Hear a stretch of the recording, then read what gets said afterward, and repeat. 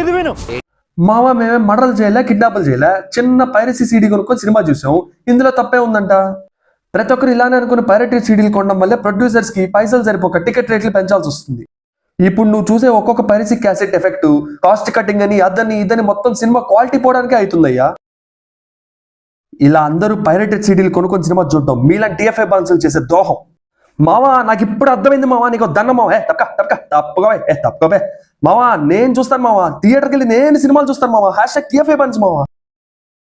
ఇలా కాస్ట్ కట్టింగ్లు అద్ది అని చెప్పి మొత్తం సినిమా క్వాలిటీ తగ్గిపోతే అమ్మో ఊహిస్తేనే భయంకరంగా ఉంది. అందుకే మూవీ చూద్దాం, థియేటర్కి వెళ్ళి చూద్దాం, డాన్స్ ఆడదాం, పాటలు పాడదాం, ఒక 3 hours థియేటర్ అనే ఒక మ్యాజిక్ వరల్డ్లో కూర్చొని సినిమా అనే ఒక మ్యాజిక్ని ఎంజాయ్ చేస్తూ మన కష్టాలని బాధల్ని కొంచెంసేపు పక్కన పెట్టి కూర్చొని నవ్వుదాం, ఏడుద్దాం, ఆశ్చర్యానికి గురవుదాం, అనుభూతులను పొందుదాం.